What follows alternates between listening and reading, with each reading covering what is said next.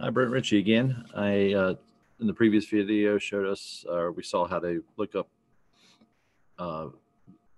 z-values in our table to find areas under the curve. Now we're going to do 4 examples, one of each type of the 4 that we reviewed in the last video.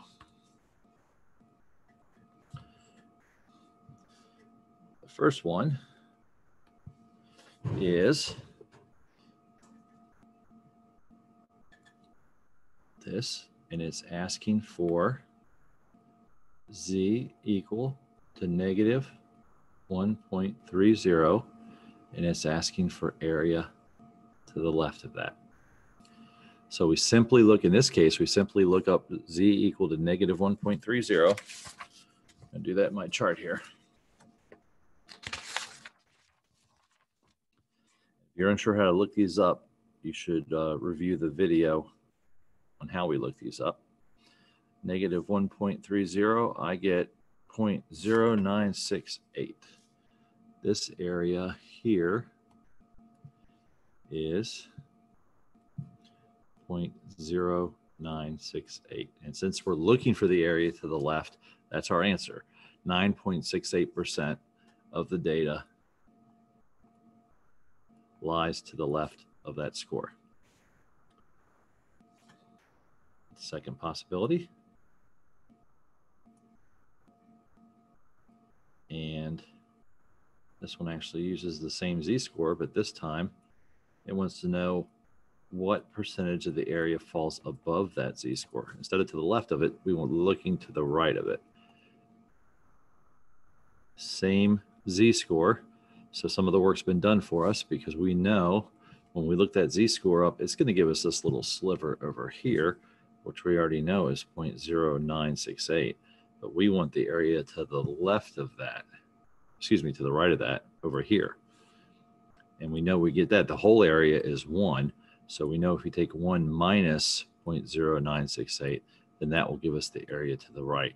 So that's 0.9032. So 90.32% lies to the right of that z-value.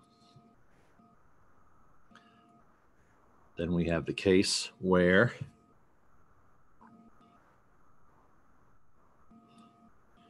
we're looking between 2 z-values. Here's one, negative 0.45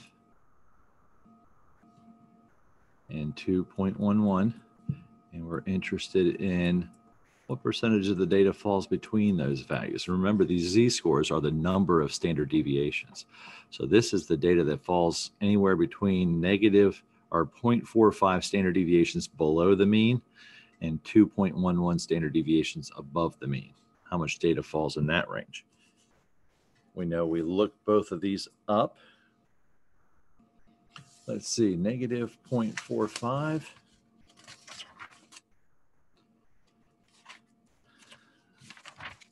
Negative 0.4, and then over to 5, I get 3264.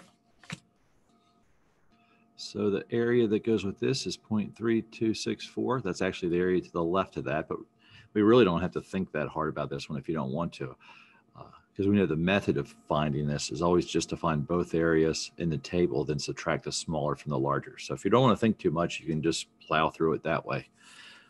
2.11 positive. Flip my table over to the positive side, 2.11.9826. That's the area to the left of that. And the way we find the area between those two is we take 0.9826 and we subtract 0.3264 from it. And we get, let me check my cheat sheet, 6562. So about 65%, 65.62% of the area under this curve falls between 0.45 standard deviations below the mean and 2.11 above the mean. All right, fourth possibility. That is when, for some reason, we are looking for the area outside 2 values. So we're interested in this area together with this area here. what is the combined area of those two sections of this distribution? And we know from the previous video, the way we do this is we do what we did for number 3, and then we subtract for 1. So I need to look up these two values. Let me write them down first. This is negative 1.13, and this is 2.03. These are just sketches to give me some frame of reference here. I don't know how accurate they would be. Let me look up the z for negative 1.13. Negative 1.13 is 0.1292. 1292. And there's that. And for 2.03, positive 2.0. And then over to 3.9788. 0.9788. I know to find the area in between, I take the 9788, the larger number, I subtract the smaller one from it. Let's see what I get for that.